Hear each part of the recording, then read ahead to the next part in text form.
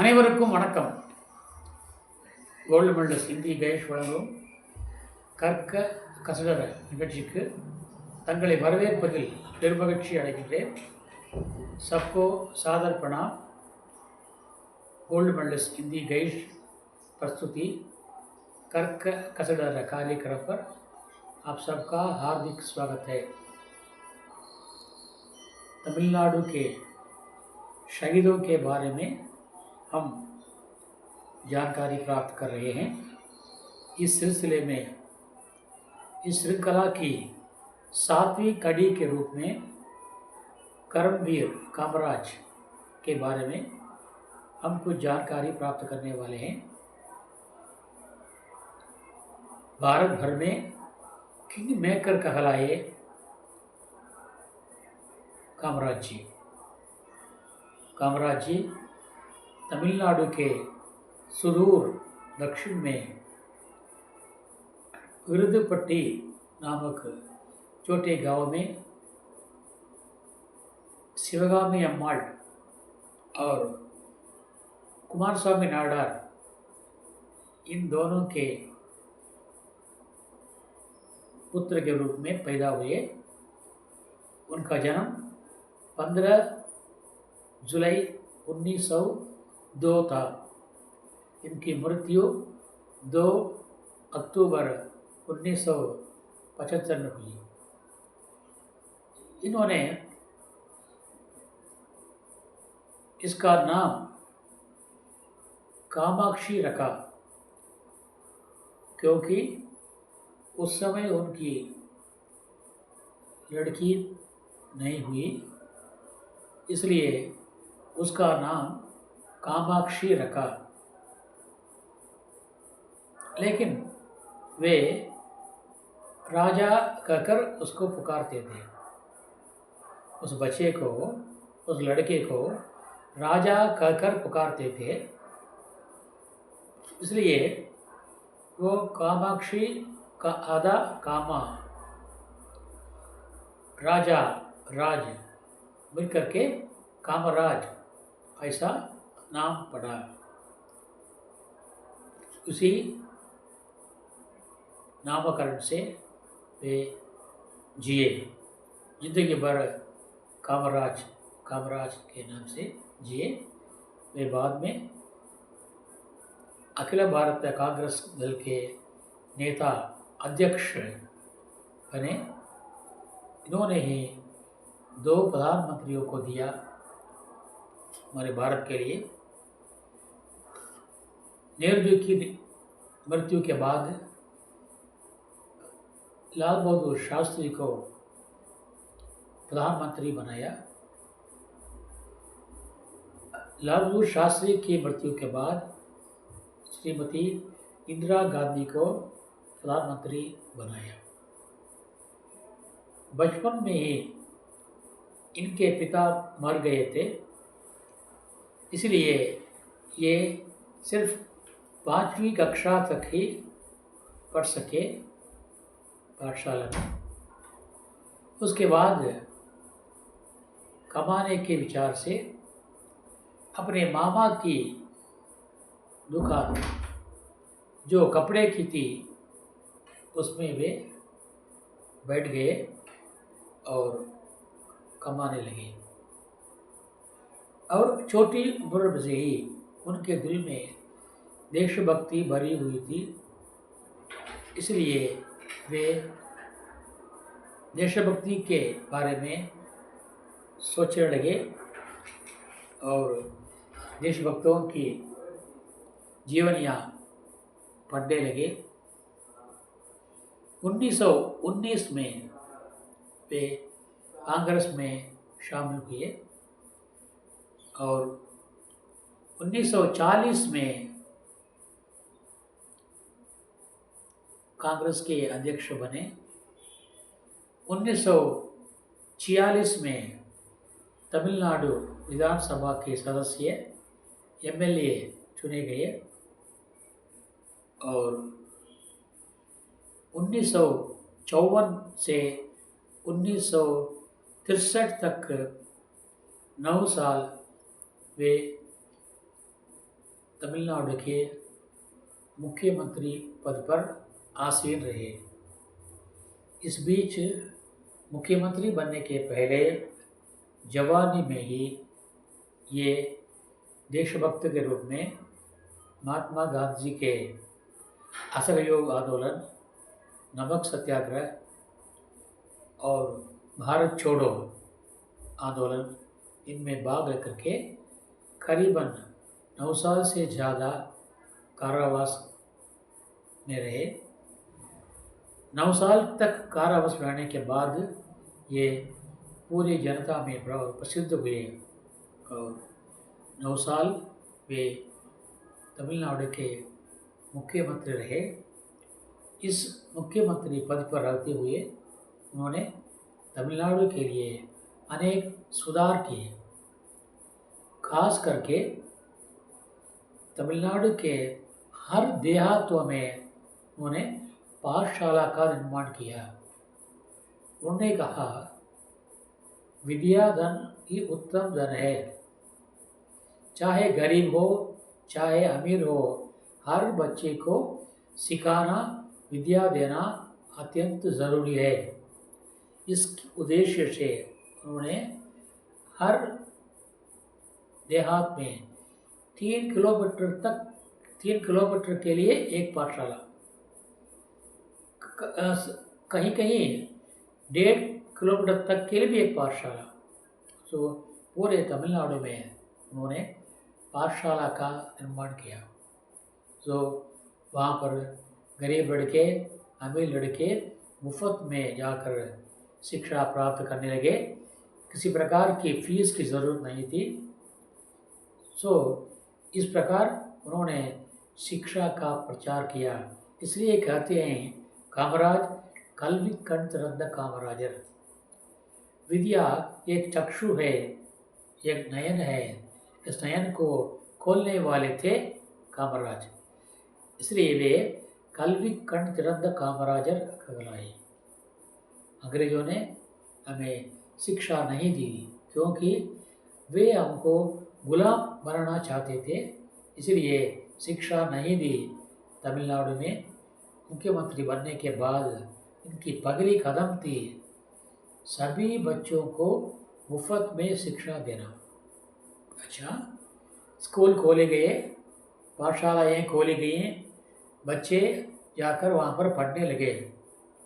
और हमारा देश तो गरीबी में डूबा था ना, क्योंकि अंग्रेज़ों ने इस देश को गरीबी में डुबाया। इस देश के सभी संपत्ति को वे लूट कर चले गए थे। इसलिए यहाँ के लोग बहुत बहुत बड़े गरीब थे।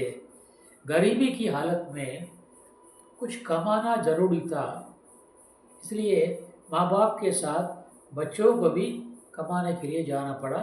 इसलिए उन्हें शिक्षा सपना मात्र रह गई थी। लेकिन कामराज ने सभी बच्चों को, सभी लड़कों को स्कूली शिक्षा मुफ्त कराई। अलावा इसके गरीबी की वजह से बच्चे दोपहर का भोजन ना ले जा सके, क्योंकि वे असमर्थ थे माँ बाप। इसलिए उन्होंने देखा कि ठीक है, आज से मेरे शासन में दोपहर को मध्याह्न भोजन की व्यवस्था कराई जाएगी। छात्र पाठशाला में ही छात्रों को मध्याह्न भोजन मुफ्त में दिया गया। ऐसे छात्रों में मैं भी एक हूँ। इसका मुझे बड़ा गर्व है, क्योंकि कामराज जी ने जो मुफ्त का भोजन दिलाया था छात्रों को, उस भोजन को का स्वाद लेकर मैं पढ़ता रहा और पढ़ के आज मैं एक अध्यापक के रूप में, एक प्रोफेसर के रूप में मैं रहा। तो इसका सारा श्रेय कामराज जी को है। ठीक है, मुफ्त शिक्षा दी, मध्याह्न भोजन दिया और देखा अमीर घर के लोग टाट बाट से स्कूल आते हैं। गरीबी में जो फंसे हुए हैं वे बच्चे फटे पुराने कपड़ों से स्कूल आते हैं। अमीरों के बच्चों के टाट बाट को देखकर गरीब के बच्चे तरसते हैं। इस तरसी के कारण उनका ध्यान पढ़ाई में नहीं लग रहा है। इसीलिए उन्होंने क्या किया, नहीं, स्कूल के सभी छात्रों को वर्दी पहननी चाहिए। वर्दी मतलब यूनिफॉर्म पहननी चाहिए। अच्छा, यूनिफॉर्म पहनने के लिए भी, खरीदने के लिए भी गरीबों के पास, गरीब छात्रों के पास पैसा नहीं बचा रहा, तो उन्होंने क्या किया, सभी बच्चों को, स्कूल में पढ़ने वाले सभी विद्यार्थियों को मुफ्त में वर्दी दिलाई, फ्री में वर्दी दिलाई। आज मुफ्त में वर्दी, मुफ्त में नोटबुक, मुफ्त में कापियाँ, और मुफ्त में पेंसिल, और मुफ्त में साइकिल, और मुफ्त में ये वो कंप्यूटर आदि दिलाए जा रही हैं। इनका बीज कामराज जी ने बोया था। अलावा इसके हमारा देश कृषि प्रधान देश है, इसलिए तमिलनाडु भर में अनेक बांध उन्होंने बनाए। जितने भी बड़े बड़े बांध आजकल तमिलनाडु में हैं, इन बांधों के निर्माता कामराज ही थे। वे जब कभी मौका मिलता तो हेलीकॉप्टर में बैठ करके जाते, और जहाँ पहाड़ी प्रदेश है वहाँ जा कर के वे ढूंढते और तलाश करते कि कहाँ से पानी आ रहा है, कहाँ पर पानी जमा हो रहा है, इस जगह पर अगर बांध बनाए तो कैसा हो। तो इस विचार से उन्होंने तमिलनाडु के हर राज्यों में, राज्य मतलब हर जिले में जहाँ बांध बनाने की सुविधा है वहाँ उन्होंने बांध बनाया, और उस बांध के पानी को ले जाने के लिए कैनल बनाइए, यानी नाले बनाइए। वो नाले का पानी खेतों में जाता, जहाँ पर खेत सूखे पड़े थे वहाँ पर जाता। इस प्रकार कामराज जी ने सिंचाई के क्षेत्र में, कृषि के क्षेत्र में भी उन्होंने तमिलनाडु को आगे बढ़ाया।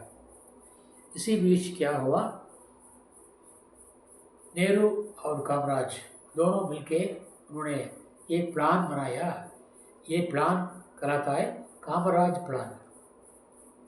इस प्लान का उद्देश्य था, जो भी महान नेता हैं, जो पदवी में रह रहे हैं, उन्हें पदवी से इस्तीफा दी जाए और सामाजिक क्षेत्र में फील्ड में उतरें, और वे भारत दल को बढ़ाने का और समाज को आगे बढ़ाने का, देश के विकास का कार्य करें।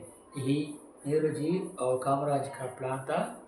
इस प्लान के लिए आदर्श के रूप में, नमूने के रूप में कामराज जी ने अपना मुख्यमंत्री पद त्याग दिया और समाज सेवा में, कांग्रेस दल की सेवा में वे लगे। इस कारण वे बाद में अखिल भारतीय कांग्रेस महासभा के प्रधान चुने गए, कांग्रेस अग्रसेनर चुने गए, और हर बार वे गांधी के भक्त के साथ हमेशा कार्यरत रहे, इसलिए इनका नाम जुड़ गया करमवीर कामराज। करमवीर कामराज इनका नाम जुड़ गया।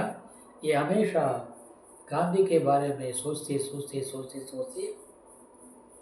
कामराज को ही अपना सब कुछ बना लिया। इनके गुरु थे सत्यमूर्ति जी, इनके बारे में हम पहले पढ़ चुके हैं। ये गांधी के बारे में सोचते उन्हें गांधी के जन्मदिन में ही उनकी मृत्यु मिल गई। गांधी का जन्मदिन जो अक्टूबर 2 है, उसी अक्टूबर 2 को इन्होंने 1975 में उन्होंने अपना शरीर छोड़ा। सरकार ने आज तमिलनाडु में गिंडी में कामराज मंडप नाम कर कामराज स्मारक बनाया है और कामराज की शताब्दी के दिन में हर जगह कामराज दिवस बनाया गया और आज तमिलनाडु के हर स्कूलों में 15 जुलाई का दिन शिक्षा दिवस के रूप में कामराज की याद करता है। ये कांग्रेस के साथ लेकर के मुख्यमंत्री तक और कांग्रेस सभा के अग्रासन तक ऊपर गए और किंग मेकर कहलाए। इस महान विभूति का मृत्यु अंत गांधी जयंती के दिन, गांधी की जन्म दिवस के दिन हुआ। धन्य है कामराजर।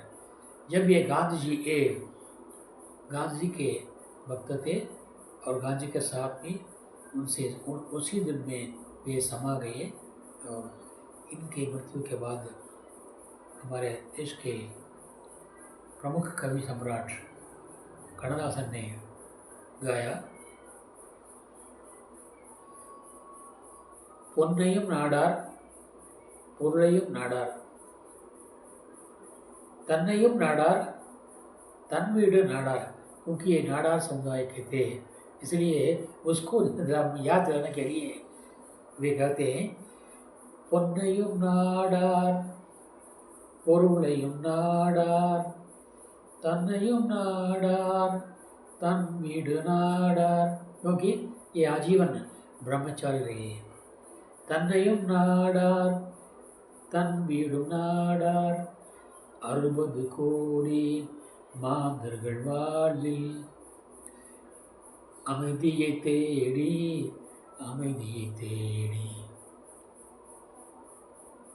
அல்லும் பகலும் பாடுபட்டாரே அப்ரஹ்மா, அவர் ஆக்கிய வழியில் तांगिय तलेवन एवनम्मा। इसलिए उनकी जगह अभी तक कोई किसी भी नेता ने इतना बड़ा काव्य नहीं किया।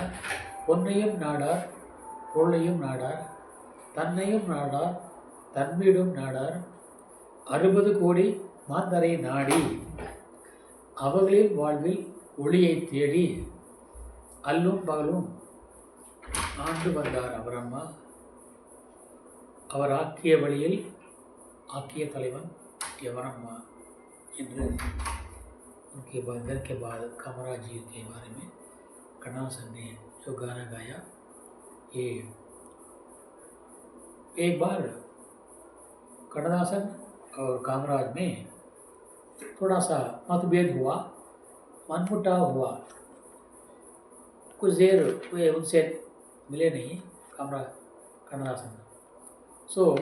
कुछ दिनों के बाद उन्हें बड़ा दुख हुआ क्योंकि मैं कामराज से मिल ना पाया। उनसे मिलने के लिए उन्होंने क्या किया,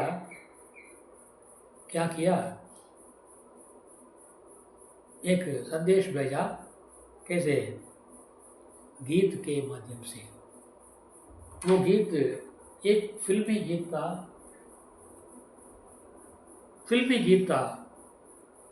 उस फिल्मी गीत में नायिका नायक को बुलाती है। कैसे? அந்த சிவகாமி மகனிடம் சேதி சொல்லடி, என்னை சேரும் நாள் பார்க்க சொல்லடி। அந்த சிவகாமி மகனிடம் சேதி சொல்லடி, என்னை சேரும் நாள் பார்க்க சொல்லடி। வேறு எவரோடும் நான் பேச வார்த்தை ஏதடி, வேலன் இல்லாமல் தோகை ஏதடி। வேறு எவரோடும் நான் பேச வார்த்தை ஏதடி, வேலன் இல்லாமல் தோகை ஏதடி। அந்த சிவகாமி மகனிடம் சேதி சொல்லடி, என்னை சேரும் नाल பார்க்க சொல்லடி। इस प्रकार उन्हें संदेश भेजा। उस गीत के द्वारा प्रेमिका अपने प्रेमी को संदेश भेजती है, अब कब मिलेंगे आप, मुझे संदेश भेजिए, मैं आपसे आकर मिलूँगा। इस प्रकार संदेश भेजा। संदेश मिला कामराज जी को। वे उन्होंने करुणासन को बुलाया और दोनों मिले और अंत तक दोनों एक साथ रहे। इस प्रकार कामराज जी का जो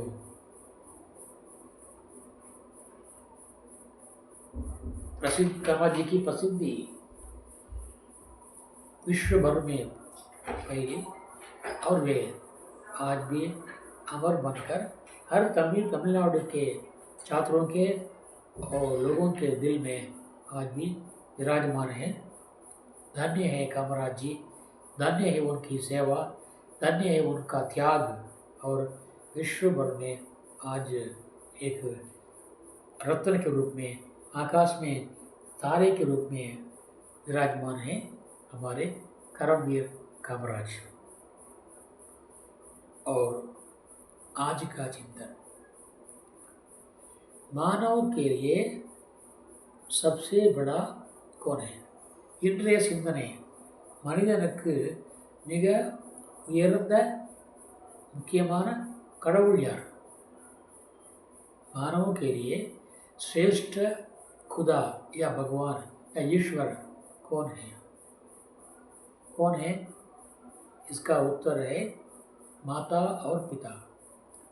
माता पिता ही श्रेष्ठ भगवान है। तमिल में एक प्रयोग है, कहावत है, माता पिता गुरु देवम। माता पिता गुरु देवम। माता पिता को दिखाती है। तमिल में एक और कहावत है, தாயறியா சூளுண்டோ என்பார்கள். தாயறியா சூளுண்டோ, இந்த குழந்தைக்கு தகப்பன் யார் என்று தாய்க்கு மட்டும்தான் தெரியும், குழந்தைக்கு தெரியாது. தாய் சொன்ன பிறகுதான் தனக்கு அப்பா யார் என்று அந்த பிள்ளைக்கும் தெரியும். இஸ் பிரகார் தாய் தந்தையை காட்டுகிறாள், தாய் தந்தையை காட்டுகிறாள். माताजी पिता को दिखाती है, माता पिता, पिता குரு को दिखाते हैं.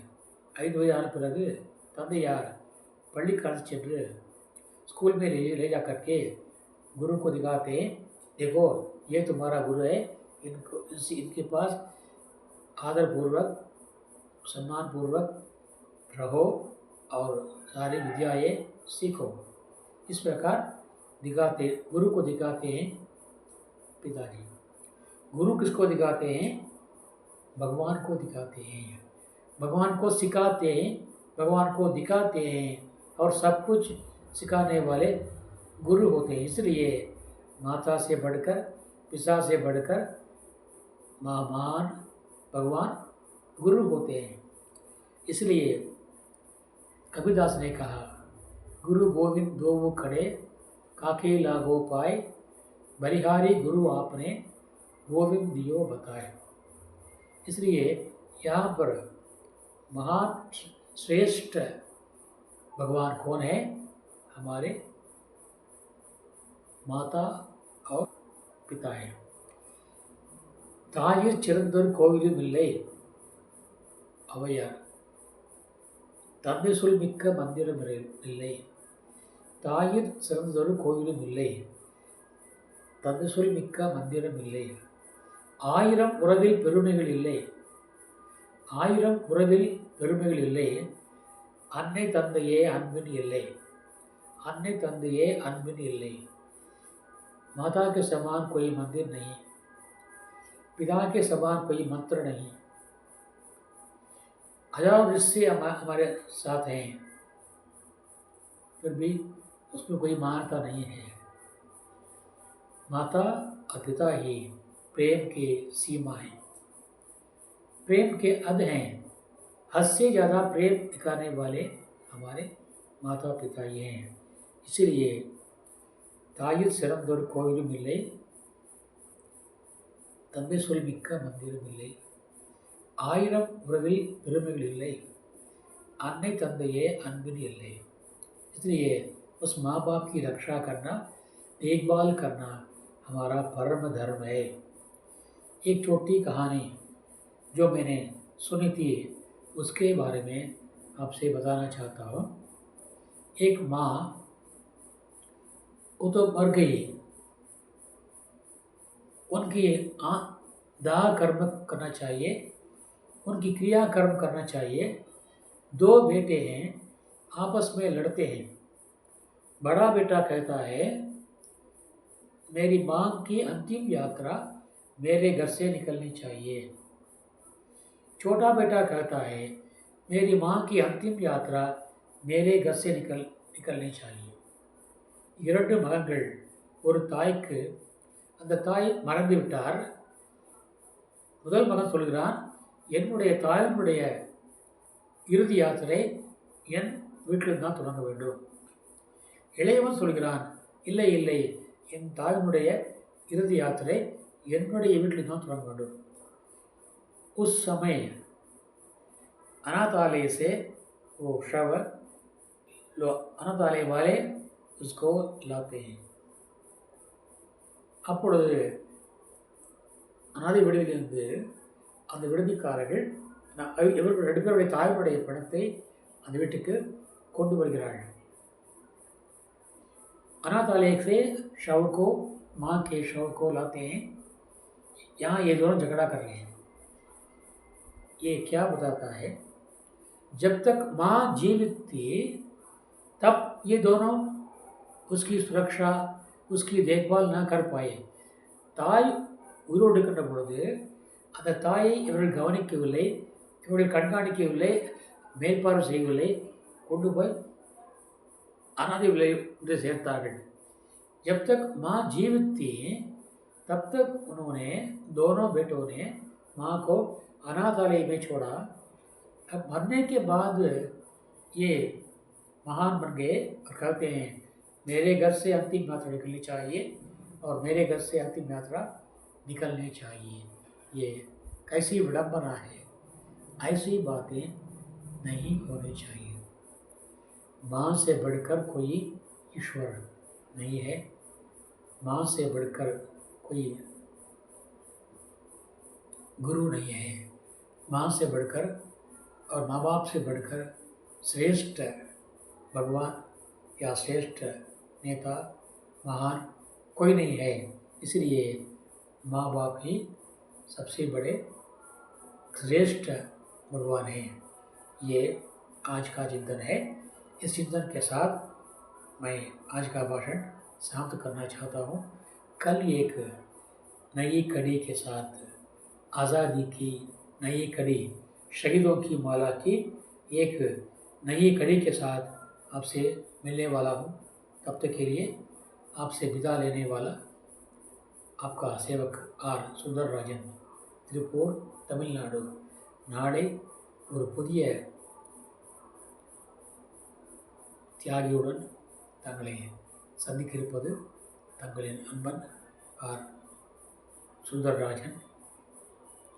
விடைபெறுவது ஆர் சுந்தரராஜன். நீங்கள் குழந்தைகளாகி நீங்கள் இது போன்ற இவற்றை நன்றாக படிக்க வேண்டும். மேலும் பள்ளிகளிலே இவர்களுடைய வாழ்க்கை வரலாறுகளை நாடகமாக போட்டு மக்களுடைய பிள்ளைகளுடைய உள்ளங்களிலே தேசபக்தியை, சேவையை வளர்க்க வேண்டும் என்று கேட்டுக்கொண்டு நிறைவு செய்கின்றேன். நன்றி, தன்யவாத், நன்றி, தன்யவாத், நன்றி. ஜெய்ஹிந்த்.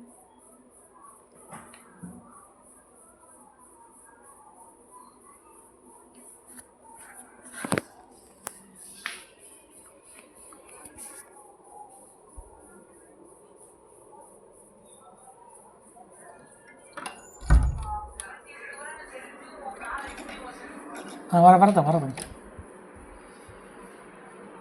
போட்டு